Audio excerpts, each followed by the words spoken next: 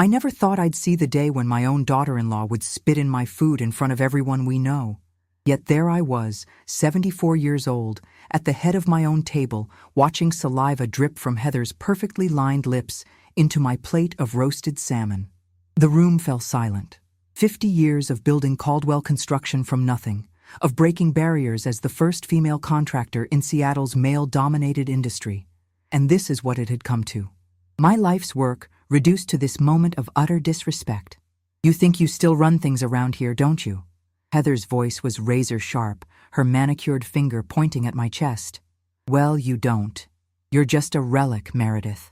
A fossil who can't accept that times have changed. I looked around the long mahogany dining table at the shocked faces of our guests, business associates, friends, family, all gathered to celebrate the company's 50th anniversary. My son Wesley sat frozen, his face drained of color, trapped between loyalty to his mother and fear of his wife. He'd always been that way, brilliant with blueprints and building codes, but weak when it came to standing his ground against Heather. "Mom, Heather, please," Wesley finally managed, his voice barely above a whisper. I didn't give him the chance to finish. With as much dignity as I could muster, I rose from my seat, my arthritic knees protesting beneath my silk pantsuit. "I believe this dinner is over." It hadn't always been this way. When Wesley first brought Heather home 15 years ago, she'd been charming, intelligent, eager to learn the business. I welcomed her, mentored her, even gave them the lakeside house as a wedding present. Or so they thought. Vincent, my late husband and co-founder of our company, had insisted we keep the property in a trust. "Just a precaution," he'd said. After 43 years of marriage, I'd learned to trust his instincts.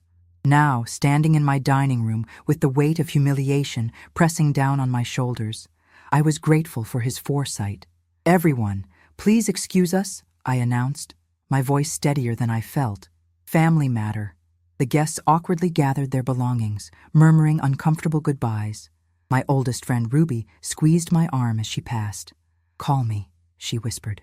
When the door closed behind the last guest, I turned to face them. "You've got some nerve, Heather, disrespecting me in my own home." "Your home?" she laughed, tossing her blonde hair. "This company is ours now. Wesley and I have been running things for years while you've been playing garden club and book club with your elderly friends." Wesley shifted uncomfortably. "Heather, that's not fair."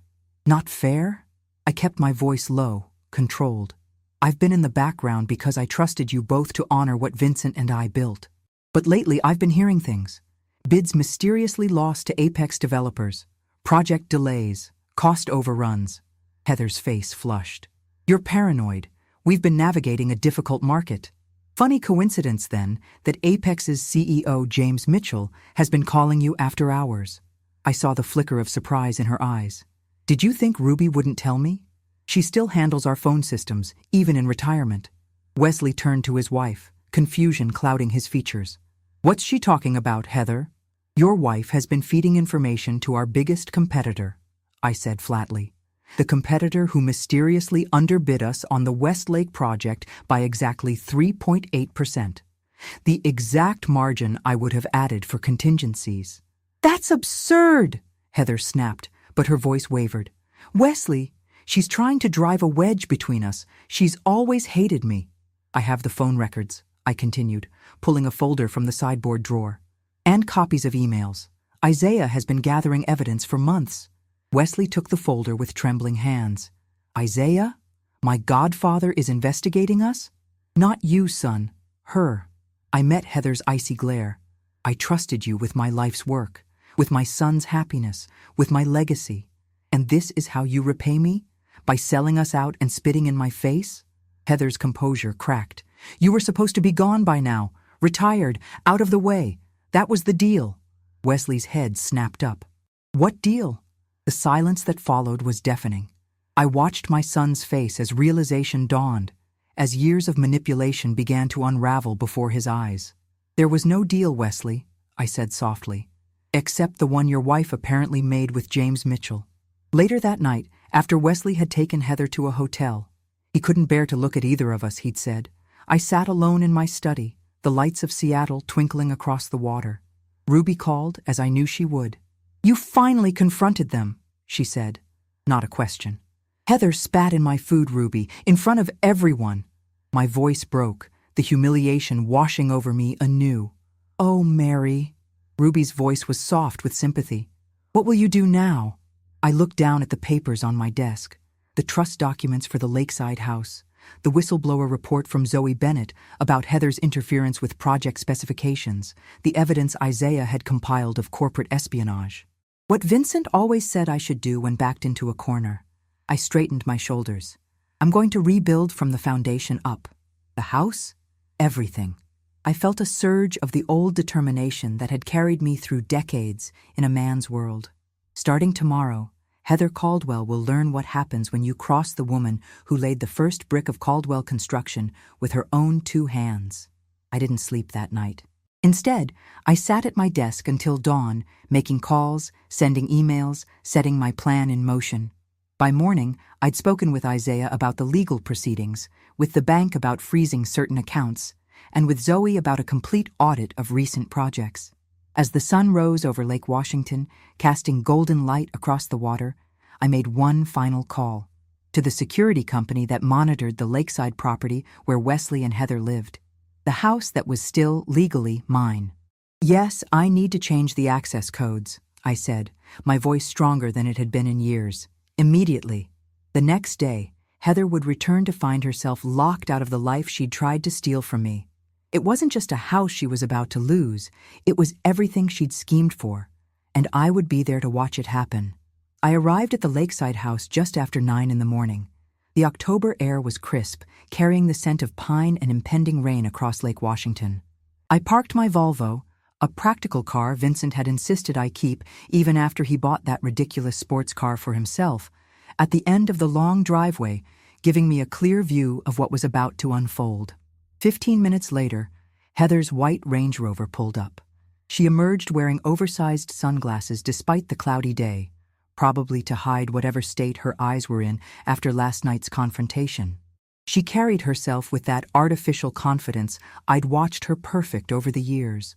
Shoulders back, chin lifted, the stride of someone who believed they deserved everything they reached for, whether it belonged to them or not.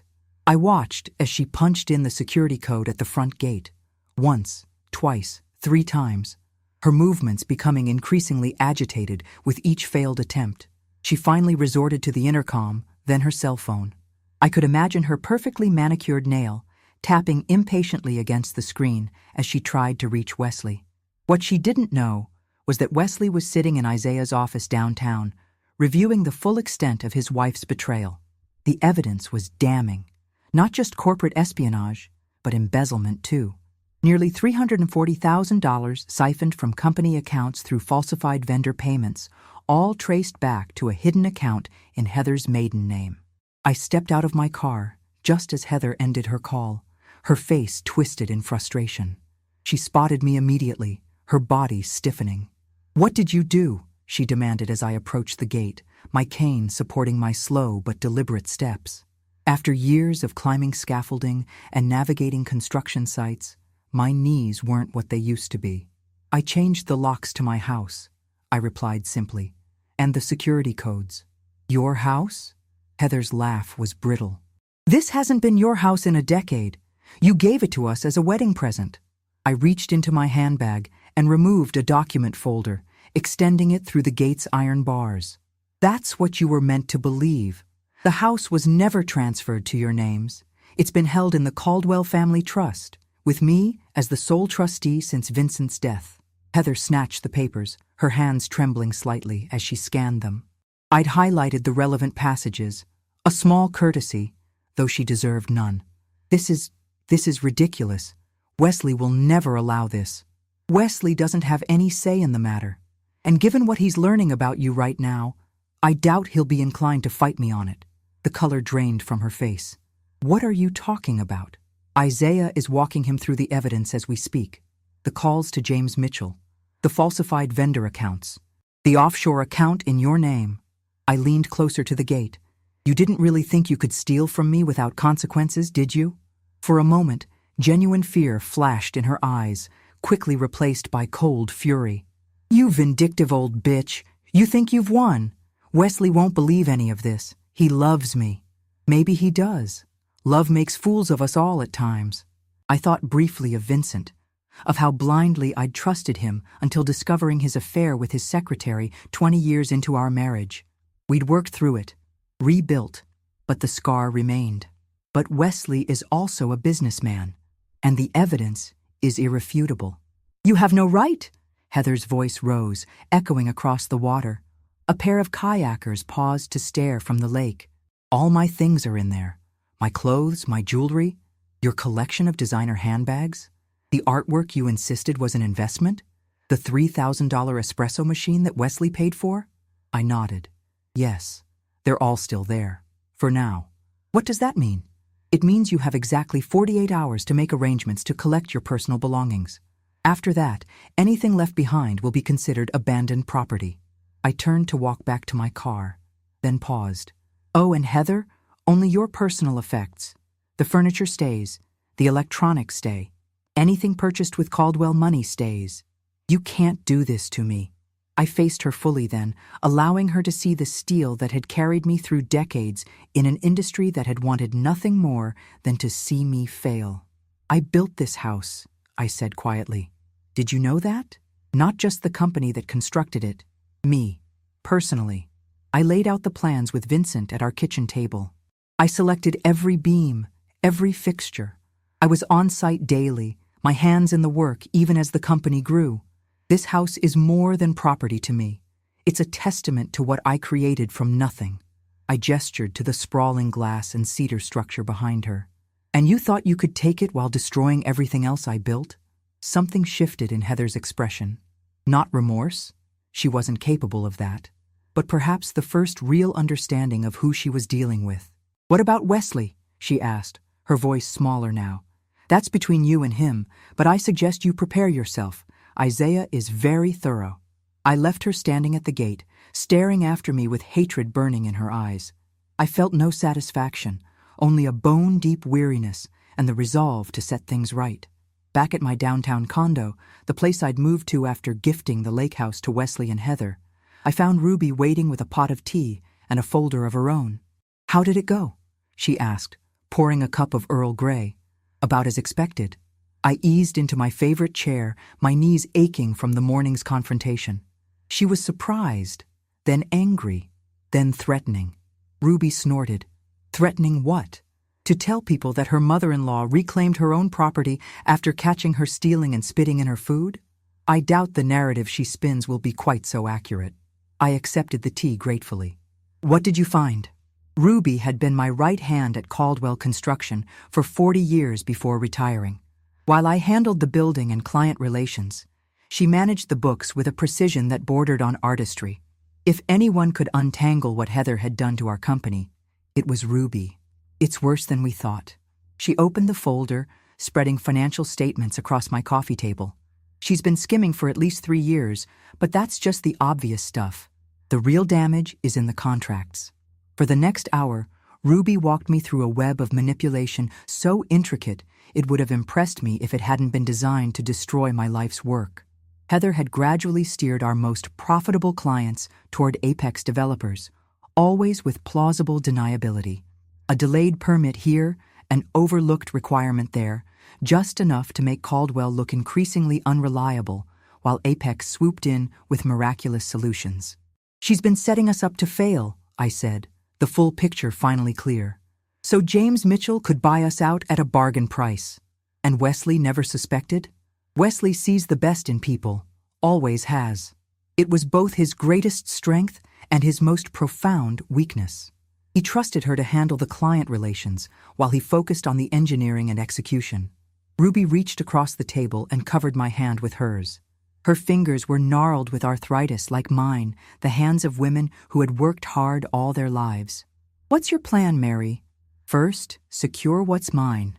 The house, my voting shares in the company.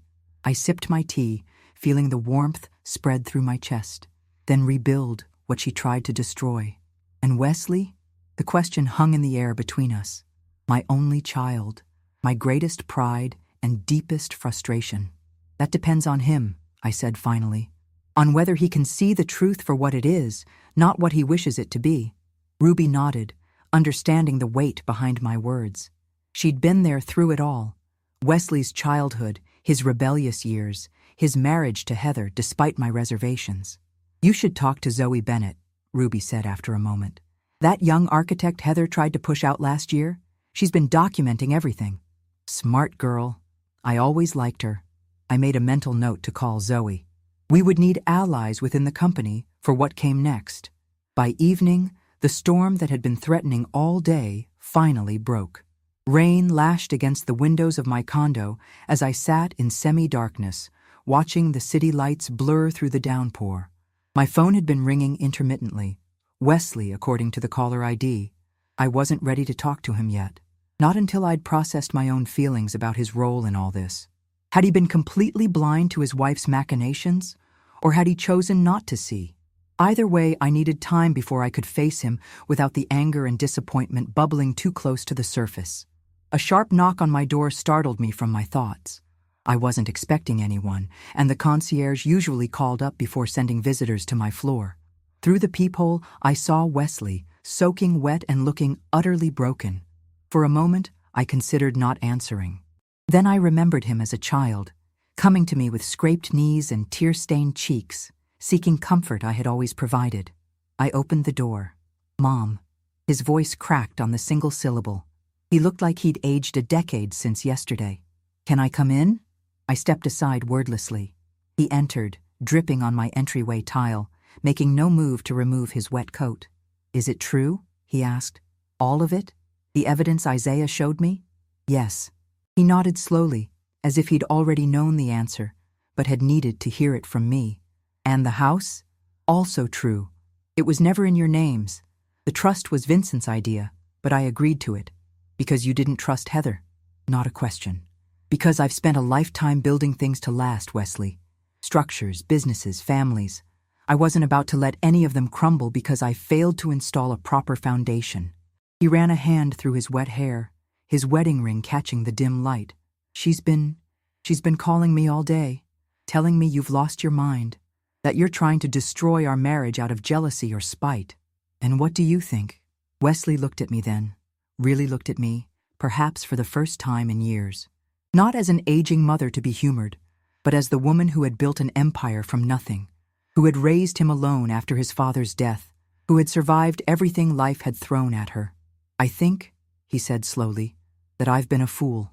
I didn't disagree. Instead, I went to the hall closet and got him a towel, the most basic act of mothering. "Dry off," I said. "Then we'll talk about what comes next." As he toweled his hair, looking momentarily like the boy he'd once been, I steeled myself for the conversation ahead. There would be no easy resolution, no quick fix to the damage Heather had done, to the company, to Wesley, to the relationship between mother and son. But I hadn't survived 74 years by shying away from difficult conversations, and I certainly hadn't built Caldwell Construction by backing down when the foundation was threatened. Tomorrow, I would begin the process of reclaiming everything Heather had tried to take from me. My company, my legacy, my family, and neither rain nor tears would stop me. The Caldwell Construction headquarters had always felt like an extension of myself. Housed in a converted warehouse in Seattle's industrial district, it featured exposed brick walls and reclaimed timber beams, a testament to my belief that beautiful things could be built from what others discarded. I'd designed the space myself, back when the company was expanding beyond what our first small office could contain. Vincent had wanted something sleek and modern, all glass and chrome, but I'd insisted on preserving the character of the original structure. "We build the future," I'd told him, "but we honor the foundations of the past." Now, walking through the front doors for the first time in months, I felt both at home and like an intruder. Employees glanced up from their desks, surprise registering on their faces at the sight of me. Some smiled, others quickly looked away. News travels fast in any workplace. No doubt everyone had heard some version of what had happened at the anniversary dinner 2 days ago. Zoe Bennett was waiting for me in the conference room, exactly as we'd arranged. At 32, she was everything I would have wanted in a daughter, brilliant, determined, uncompromising in her vision. Heather had tried to push her out last year, claiming her designs were too experimental for Caldwell's client base. The truth, as I was beginning to understand, was that Zoe had been asking too many questions about discrepancies in project specifications. Mrs. Caldwell. Zoe stood as I entered, her expression a mixture of respect and caution. "Thank you for meeting with me here. This is still my company," I replied, settling into a chair at the head of the table. "And please, it's Meredith." Zoe nodded, then opened her laptop. "I've compiled everything I've documented over the past 18 months. Changes to bids after final approval. Substitutions of materials without client notification. Project delays that couldn't be explained by normal construction setbacks." For the next hour, she methodically walked me through evidence of Heather's systematic undermining of Caldwell construction. The pattern was clear. High-profile projects being subtly sabotaged, creating just enough dissatisfaction that clients would think twice before working with us again. "And no one questioned this?" I asked, anger rising in my chest. "We tried." Zoe's eyes flashed with a frustration I recognized all too well. But Heather had Wesley's ear, and she'd positioned herself as the client relations specialist. Anyone who raised concerns was labeled as not being a team player or resistant to new management styles. I thought of all the talented people who had left the company in recent years, people I'd personally hired and mentored, people who understood the Caldwell philosophy of quality, integrity, and craftsmanship. How many had been pushed out because they'd seen what was happening? "This stops now," I said, closing the folder of evidence Zoe had prepared. "I've called an emergency board meeting for tomorrow morning. I want you there." Surprise flickered across her face. "Me? But I'm not senior management." "No, but you have something more valuable, the truth. And after tomorrow, this company will need people like you to help rebuild its reputation." As Zoe gathered her materials, a commotion in the hallway caught our attention. Raised voices, the sound of hurried footsteps. Then the conference room door burst open. Heather stood in the doorway, her normally perfect appearance showing signs of strain. Her hair was pulled back in a hasty ponytail, her face flushed with anger. Behind her, Wesley hovered uncertainly, his expression pained.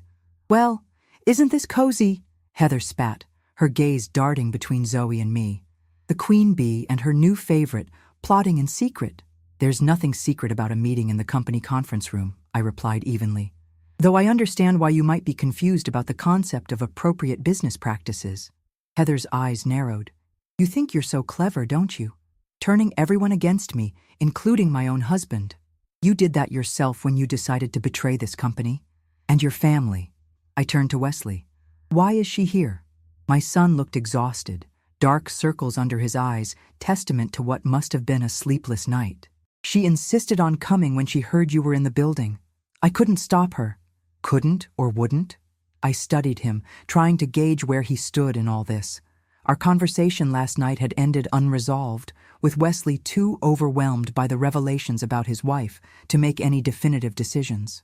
"You have no right to be here," Heather said, ignoring the exchange between Wesley and me. "You retired. You stepped back. You can't just waltz in and take over because you're having some pathetic power trip in your old age." Zoe stiffened beside me, but I placed a calming hand on her arm. Heather's tactics were transparent. Provoke an emotional response, create a scene, shift the narrative from her betrayal to my supposed overreaction. "I never formally retired," I said calmly. "I reduced my daily involvement, yes, but I retained my position as chairwoman of the board and majority shareholder. A fact your lawyers could have confirmed if you'd bothered to check before attempting to dismantle what I spent 50 years building." "This is ridiculous," Heather turned to Wesley. "Are you going to let her talk to me like this? After everything we've built together?" I watched my son carefully, seeing the conflict play out across his features. Wesley had always been a peacemaker, always looking for the compromise, the middle ground. It had made him an excellent project manager, but had left him vulnerable to someone like Heather. "What you've built," Wesley said finally, his voice quiet but firm, "is a trail of deceit that could destroy this company. Our company. My family's legacy." Heather's face registered genuine shock. Clearly, she'd expected Wesley to take her side, as he had so many times before. "You can't be serious. You're choosing her over me?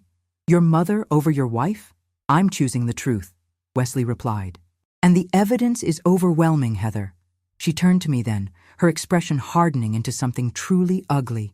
This isn't over.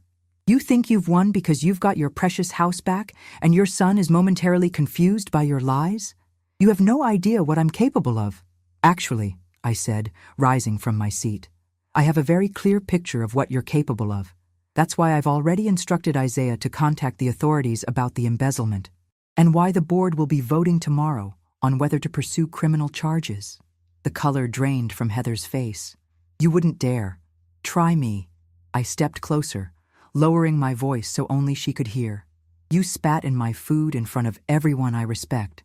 You tried to steal my company from under me. You manipulated my only child against me. There is nothing I wouldn't dare to do to protect what's mine. For a moment, I thought she might lunge at me. Instead, she turned on her heel and stormed out, slamming the door behind her with such force that the glass wall separating the conference room from the hallway shuddered. Wesley remained, his shoulders slumped. I'm sorry, Mom. I should have seen it sooner. Yes, you should have. I wouldn't coddle him, not now. But recriminations won't solve our current problem. We need to focus on damage control. Zoe, who had remained silent throughout the confrontation, spoke up. The Mitchell contract. If Heather's been working with James Mitchell, then the Westlake development bid may have been compromised. I finished for her. Call our legal team. I want every communication between Caldwell and Apex developers scrutinized. And get me the contact information for the Westlake Selection Committee. I need to speak with them personally before Heather tries to spin this her way. As Zoe left to make the calls, I turned back to Wesley. You need to decide where you stand once and for all. Not as Heather's husband or my son, but as a leader of this company. Because after tomorrow's board meeting, there's no going back. He nodded slowly. I know, and I've made my decision. I'm staying with the company, with our legacy. He hesitated. As for Heather and me, that's more complicated. I didn't press him on it. Some decisions had to be made alone, without a mother's influence, no matter how well-intentioned. The board meeting is at 9 tomorrow, I said instead. Be prepared. This won't be easy. After Wesley left, I remained in the conference room, staring out at the Seattle skyline. The Space Needle stood tall against the gray autumn sky, a reminder of vision and ambition realized against all odds. I'd been a young woman when it was built for the World's Fair, just starting in the construction industry, facing daily skepticism about my abilities simply because I was female. The memory strengthened my resolve. I hadn't fought for 5 decades to see my life's work dismantled by someone like Heather. Tomorrow would be a reckoning, not just for her, but for anyone who thought they could underestimate Meredith Caldwell. That evening, I returned to the lakeside house, not to confront Heather again, but to reclaim the space for myself. The security company had changed all the codes as instructed, and Heather had been given until tomorrow to collect her personal belongings under supervision. The house felt different as I walked through its empty rooms. Larger, somehow, without the weight of betrayal hanging in the air. I ran my hand along the cedar mantelpiece that Vincent and I had selected together, remembering how he'd insisted on the finest craftsmanship, even for details most people would never notice. The things that aren't seen are what hold everything else together, he'd told me. It had become something of a mantra for Caldwell Construction, attention to detail, quality in every hidden corner. In the master bedroom, Heather had already removed most of her clothes and jewelry. Good. I wanted no reminders of her presence here. This would be my sanctuary again, my reward for the difficult days ahead. My phone rang as I was inspecting the kitchen. Ruby, they're moving against you, she said without preamble. Who? James Mitchell and Heather. They've called an emergency meeting with 3 of our board members tonight. Carlton Hayes, Thomas Drummond, and Eliza Porter. My stomach tightened. Carlton and Thomas were old guard members who had been with the company almost from the beginning. Eliza was newer, brought in 5 years ago for her expertise in sustainable building practices. All 3 were people I respected, but they'd been increasingly distant as Wesley and Heather took over more day-to-day operations. How do you know this? Eliza called me. She was concerned about the sudden nature of the meeting and wanted my opinion. I sat down at the kitchen island, mind racing. What are they planning? According to Eliza, they're going to propose a vote of no confidence in your leadership at tomorrow's board meeting, They're claiming you're mentally unfit to make decisions for the company. Mentally unfit? The accusation stung more than I cared to admit. On what grounds? Apparently, Heather has been building a case for months, documenting instances where you've acted erratically or shown signs of cognitive decline. Ruby's voice dripped with disgust. It's all fabricated, of course, but she's got Wesley's signature on some of the documentation. That revelation hit me like a physical blow. Wesley knew about this? I don't think so, not really. Eliza said the signatures date back several months. My guess is Heather had him sign things without fully explaining what they were. You know how he hates paperwork. He probably trusted her to handle it. I closed my eyes, fighting back a wave of exhaustion. The betrayal ran deeper than I'd imagined. How long had Heather been planning this? How carefully had she constructed her web to ensnare not just Wesley, but the entire company? We need to counter this before the board meeting, I said finally. Get Isaiah on the phone. And contact Zoe. Tell her to bring everything she has to my condo tonight. We're not waiting until tomorrow. As I ended the call with Ruby, a movement outside the kitchen window caught my eye. A figure standing at the edge of the property, half hidden by the large cedar tree that marked the boundary line. Even in the growing darkness, I recognized Heather's silhouette. She was watching the house, my house, with an intensity I could feel even from this distance. When she realized I'd spotted her, she didn't retreat. Instead, she raised her hand in what might have been a wave but felt more like a warning. I didn't wave back. Instead, I picked up my phone and called the security company again. If Heather wanted a war, she would get one. But it would be fought on my terms, with weapons forged from 5 decades of surviving in a world that had repeatedly tried to push me aside. By midnight, my downtown condo had become a war room. Isaiah, Ruby, Zoe, and I huddled around my dining table, surrounded by documents, financial records, and legal precedents. We'd been joined by Marcus Chen, a former prosecutor who now specialized in corporate fraud cases, brought in by Isaiah at my request. The evidence of embezzlement is clear-cut, Marcus said, tapping a folder of financial records. The falsified vendor payments alone would be enough for criminal charges. Add in the corporate espionage angle with Apex developers, and we're looking at serious legal consequences. But that's not enough to stop tomorrow's vote, Isaiah cautioned. If Mitchell has convinced those board members that Meredith is unfit to lead, they could still move to remove her before any criminal investigation gains traction. Then we need to discredit their claims before the vote happens, I said. Zoe, what about the project documentation you've compiled? Does it show a clear pattern of sabotage that can be directly linked to Heather? Zoe nodded, pushing forward a thick binder. Absolutely. I've tracked every change she made to specifications, every accidental delay, every substitution of inferior materials. And I've correlated them with Apex suddenly appearing with solutions to problems they shouldn't have known existed. That's good, but we need more, I said, thinking aloud.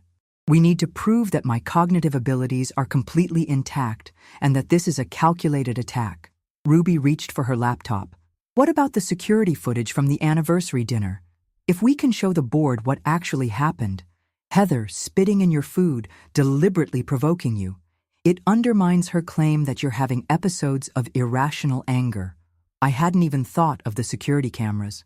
Vincent had insisted on a comprehensive system when we built the house, concerned about the valuable art collection we'd accumulated over the years.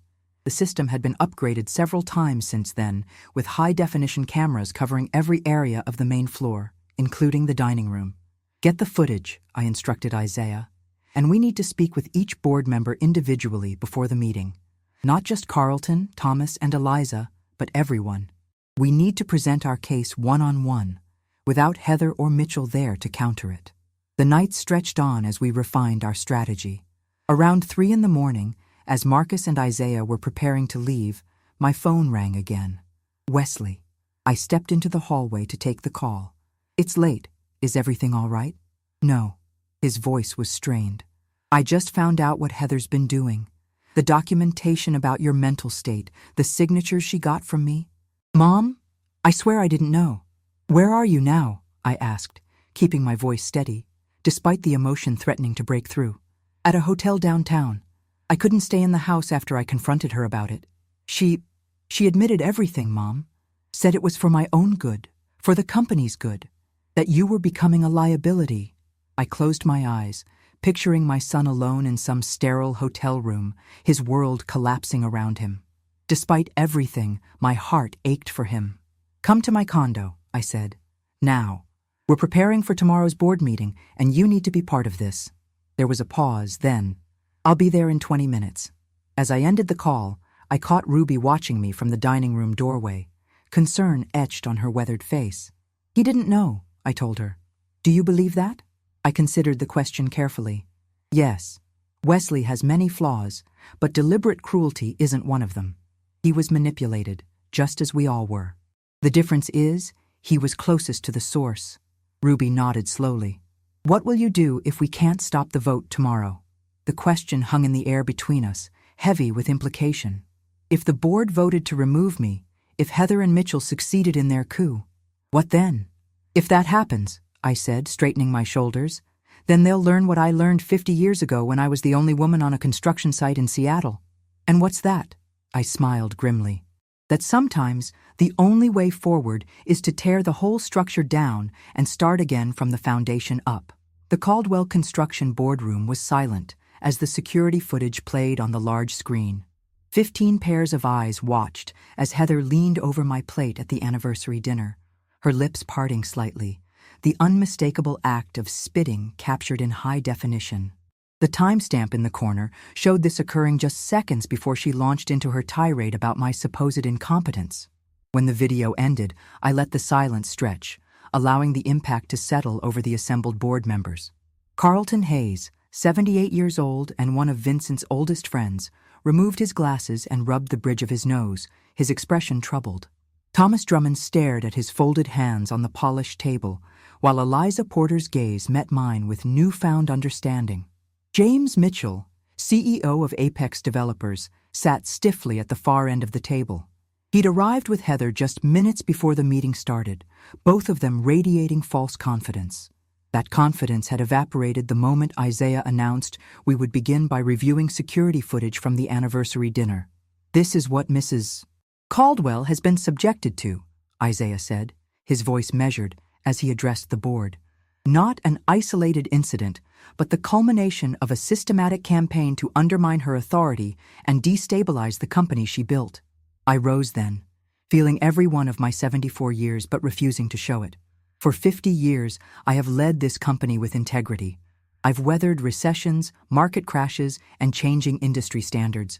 I've adapted when necessary and held firm to our core values when it mattered most. My gaze swept the room, meeting each board member's eyes in turn before settling on Heather. What you've witnessed today is not a sign of my declining capabilities, but evidence of a coordinated effort to seize control of Caldwell Construction through deception and manipulation. Isaiah distributed folders to each board member. You'll find in these packets documented evidence of embezzlement, corporate espionage, and fraudulent activity perpetrated by Heather Caldwell in coordination with James Mitchell of Apex Developers. Mitchell surged to his feet. This is absurd. I'm not going to sit here and be accused of— Sit down, Mr. Mitchell, I cut him off, my voice sharper than the steel beams that formed the skeletons of our buildings. You're here as a courtesy, so you can witness firsthand as your scheme collapses. To my satisfaction, he sank back into his chair, though his face had flushed an angry red. Heather, however, wasn't so easily silenced. This is all a desperate attempt by a woman who can't accept that her time has passed, she said, her voice dripping with false sympathy. Meredith has been showing signs of paranoia and confusion for months. Ask Wesley. He's documented her episodes of forgetfulness, her angry outbursts. All eyes turned to my son, who sat beside me at the head of the table. He'd arrived at my condo at 3:30 in the morning, hollow-eyed and devastated, but determined to make things right. We'd worked through the night, preparing for this moment. Wesley stood slowly. It's true that I signed documentation regarding my mother's behavior, he admitted. Each word seemed to pain him. But I was misled about the nature and purpose of those documents. I never authorized their use in any attempt to question my mother's competence or leadership. He turned to face Heather directly. You lied to me. You manipulated me. You used my trust and my signature to try to push my mother out of her own company while you worked with our competitor to undermine everything my family has built. Heather's mask of concern slipped, revealing a flash of cold fury before she composed herself again. Wesley, darling, you're confused. You're under your mother's influence now, but you know what we discussed about her condition. Enough. Wesley's voice was quiet but firm. The board has the evidence. The security footage, the financial records, the documented pattern of sabotage. It's over, Heather. For the next 2 hours, we methodically presented our case. Zoe Bennett walked the board through the project specifications that had been altered, the accidental delays that had cost us clients, the pattern of problems that miraculously aligned with Apex developers' solutions. Marcus Chen detailed the financial fraud, tracing the money from Caldwell accounts through shell companies and finally to Heather's hidden account. Throughout it all, I watched the board members' expressions shift from skepticism to shock to grim understanding. Even Carlton, who had known me long enough to have witnessed my occasional bouts of stubbornness and temper, now looked at Heather with undisguised contempt. When the presentation concluded, I called for a vote. The motion before the board is to remove Heather Caldwell from her position as Director of Client Relations, to initiate legal proceedings regarding the documented financial fraud, and to authorize a complete audit of all projects potentially compromised by her actions. One by one, the board members voted. It was unanimous, with Wesley abstaining due to his personal connection to the matter. Heather sat frozen, her perfect posture finally crumbling as the reality of her situation sank in. Mitchell had edged away from her, already distancing himself from the sinking ship. Additionally, I continued, given James Mitchell's documented involvement in corporate espionage against Caldwell Construction, I move that we notify all relevant authorities and industry associations of Apex developers' unethical business practices. This vote, too, passed unanimously. Mitchell stood abruptly. You'll be hearing from my lawyers. I look forward to it, I replied calmly. I'm sure they'll be fascinated by the recorded phone conversations between you and Mrs. Caldwell discussing proprietary bid information. Isaiah has already prepared copies for discovery. After Mitchell stormed out, Heather remained, her gaze fixed on Wesley. Are you really going to let her do this to me? To us? My son looked at her for a long moment, his face a study in grief and resolve. There is no us anymore, Heather. Not after this. She turned to me then, all pretense gone, her voice low and venomous. You think you've won? You're a bitter old woman with nothing but this company. No husband, no real friends. Even your son would have left you behind if I hadn't overplayed my hand. She gathered her designer handbag, her movements jerky with suppressed rage. You'll die alone in that big house by the lake, and no one will mourn you. The room fell silent again, everyone uncomfortable with this naked display of malice. I should have felt angry, hurt, perhaps even frightened by the hatred in her eyes. Instead, I felt only a profound weariness and the slightest twinge of pity. You're wrong, I said simply, about all of it. But you're right about one thing. I do have this company. I built it. I nurtured it. And unlike you, I never had to lie, cheat, or steal to claim my place in it. She had no response to that. With one last poisonous glare, she left the boardroom, the click of her heels fading down the hallway. The tension in the room dissipated with her departure. Board members began to gather their materials, murmuring among themselves. Several approached me with expressions of support and apology for having doubted me, even briefly.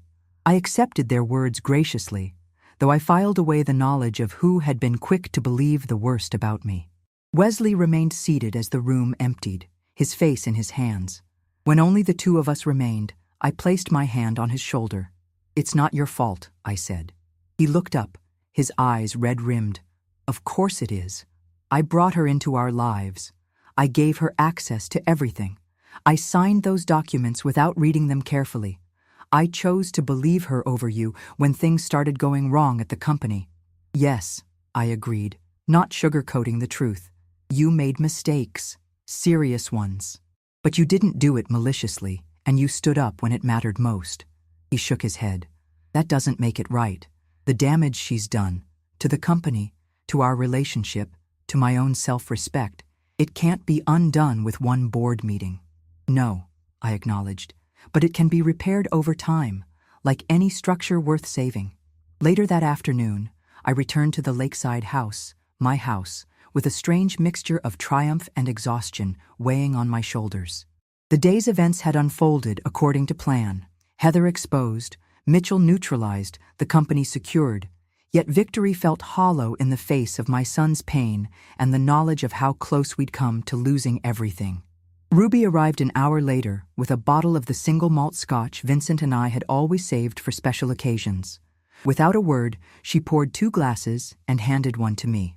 We sat on the deck overlooking the lake, watching the autumn sun cast golden light across the water. "To Vincent," she said, raising her glass. "He would have been proud today." I wasn't so sure about that. Vincent had always adored Wesley, had been quicker to forgive his mistakes than I was. He might have pushed for reconciliation with Heather, might have argued for a less public reckoning. But then, Vincent had never witnessed someone spit in my food. "To surviving," I countered, clinking my glass against hers. We drank in companionable silence, 2 old warriors who had weathered decades in a world that had never quite accepted us as equals. "What happens now?" Ruby asked eventually. "With the company? With Wesley?" I considered the question, watching a pair of mallards glide across the lake's surface. "The company will recover. We'll conduct the audit, repair relationships with clients, rebuild our reputation. It will take time, but Caldwell Construction has weathered worse storms." "And Wesley?" That was the more difficult question. My son had checked into a hotel after the board meeting, declining my invitation to stay at the lake house. He needed space, he'd said. Time to process everything that had happened. "That's up to him," I said finally. "He knows where I stand. The rest is his choice." Ruby nodded, understanding as always. "And you? Will you move back here permanently?" I looked at the house behind us, the soaring cedar beams, the expansive windows that brought the outside in, the careful craftsmanship in every detail. It was beautiful, a testament to what Vincent and I had built together. But it was also filled with memories, not all of them happy. "I don't know yet," I admitted. This place was meant to be my retirement dream. Somewhere to watch the seasons change, to entertain grandchildren I assumed would come eventually. I swirled the amber liquid in my glass. "Now it feels more like a battlefield than a sanctuary." "You could sell it," Ruby suggested. "Start fresh somewhere else." The thought had crossed my mind. But selling felt too much like surrender, like allowing Heather's poison to drive me from one more thing I loved. "Maybe," I said noncommittally, "but not yet. First, I need to put the company back in order." The weeks that followed were a blur of activity. Days spent at Caldwell Construction, working with Isaiah and Marcus to document the full extent of Heather's malfeasance for the authorities. Evenings at the lake house, often with Zoe Bennett and other key employees, strategizing ways to salvage compromised projects and rebuild client relationships. Wesley kept his distance, though he returned to work, focusing on the engineering aspects of our current projects. We interacted professionally, cordially, but the ease between us was gone, replaced by a careful formality that broke my heart even as I respected his need for boundaries. News of Heather's actions spread quickly through Seattle's business community. She disappeared from public view, though rumors placed her in Portland with a sister. Mitchell's company faced its own reckoning as clients, and partners distanced themselves from Apex Developers' tainted reputation. 1 month after the board meeting, on a rare sunny November morning, I was reviewing blueprints in my home office when the doorbell rang. I wasn't expecting visitors, and for a moment I felt a flutter of apprehension. Had Heather returned to make good on her venomous parting words? Instead, I found Wesley on my doorstep, looking more rested than he had in weeks, though still carrying a solemnity that hadn't been there before all this began. "Can I come in?" he asked. I stepped aside wordlessly, leading him to the kitchen where I'd been about to make coffee. As I busied myself with the French press, another of Vincent's indulgences that had become my own, Wesley stood by the window, looking out at the lake. "I filed for divorce yesterday," he said abruptly. I paused in measuring the coffee grounds but didn't turn around. "I see. She contested it, of course. Tried to claim I was under undue influence from you." A bitter laugh escaped him. The irony wasn't lost on her lawyers. I set the kettle to boil and finally faced my son. "Are you all right?" He considered the question seriously, as I'd taught him to do from childhood. No glib responses, no easy deflections. "No," he said finally. "But I will be, eventually." I nodded, accepting his honesty. That's all any of us can ask for. We drank our coffee at the kitchen island, talking about the company, about the projects that were back on track, about the clients who had returned after learning the truth about the delays and problems they'd experienced. Shop talk, safe territory for both of us. As he was preparing to leave, Wesley paused in the doorway. "I've been thinking about selling my condo. Too many memories there." "You could stay here," I offered, the words out before I could reconsider them. "This place is too big for just me." He looked around the house that had been meant to be his inheritance, his legacy. "I don't think that would be right, not yet anyway." He met my eyes directly. "But thank you for offering." After he left, I sat on the deck again, watching the wind create ripples across the lake's surface. Wesley's refusal had hurt, but I understood it. He needed to rebuild himself separately from me, from the company, from everything that reminded him of his failed marriage and his own blindness to Heather's manipulation. And perhaps I needed the same, space to redefine myself beyond the company, beyond being Wesley's mother, beyond the woman who had been Vincent's wife and partner for so many years. The next morning, I called a real estate agent. Not to sell the lake house, I wasn't ready to surrender that battlefield just yet, but to look at commercial properties in downtown Seattle. A small space, perhaps, where I could start something new. A consultation firm for women in construction, or a mentorship program for young architects like Zoe who needed someone to champion their vision. Something that was entirely my own, untainted by betrayal or loss or disappointment. Something built on a foundation of my choosing. With walls I raised myself, and a roof open to whatever future I decided to create. 2 months after Heather spat in my food, I stood in an empty storefront 2 blocks from Pike Place Market, imagining the possibilities. The space needed work. The floors were uneven, the lighting outdated, the back office little more than a glorified closet. But I could see what it could become. My phone rang. Wesley, calling from the office with questions about a structural issue on the Westlake project. I answered, giving him the benefit of my 50 years of experience, hearing the respect in his voice as he listened. We weren't healed, not completely, but we were building something new between us, something that might be stronger than what came before. As I hung up, I noticed an older man watching me from the sidewalk outside the storefront. He raised his hand in greeting, and after a moment I recognized him. Harold Turner, one of the city's most respected structural engineers and a contemporary of Vincent's. I'd worked with him occasionally over the years, always appreciating his meticulous attention to detail and innovative approaches to difficult sites. He entered the empty shop, glancing around with the practiced eye of someone who had spent a lifetime evaluating spaces. "Meredith Caldwell," he said, extending his hand. "I heard you might be starting something new." News traveled fast in our industry, always had. "Just exploring options," I replied, shaking his hand. He nodded, running his palm along one of the exposed brick walls. "Good bones in this place. Needs work, but nothing you haven't handled before." "Are you offering your services, Harold?" I asked, amused by his assessment. "Maybe." He smiled, the lines around his eyes deepening. "Or maybe I'm looking for a new challenge myself. Retirement doesn't suit everyone." I considered him thoughtfully. Harold had retired 3 years ago, shortly after his wife passed away. He'd been one of the few men in the industry who had always treated me as an equal, who had never questioned my capabilities because of my gender. "What did you have in mind?" I asked. "Partnership, perhaps. Your vision, my technical expertise. We could create something interesting." It wasn't what I had expected when I woke up that morning, but life rarely followed blueprints, did it? Sometimes the most innovative solutions came from unexpected directions, from foundations you never planned to build upon. "Let me think about it," I said, not ready to commit, but not dismissing the idea either. As Harold left, promising to send over some initial thoughts on the space's structural needs, I found myself smiling for the first time in months. Not because everything was resolved. It wasn't. Wesley and I still had a long road ahead. The company was still rebuilding its reputation. The lake house still held as many painful memories as happy ones. But standing in that empty storefront, I felt something I hadn't expected to feel again at 74. Possibility. The clean slate of a new project, the anticipation of creating something that hadn't existed before. Heather had been wrong about so many things, but perhaps most of all about me.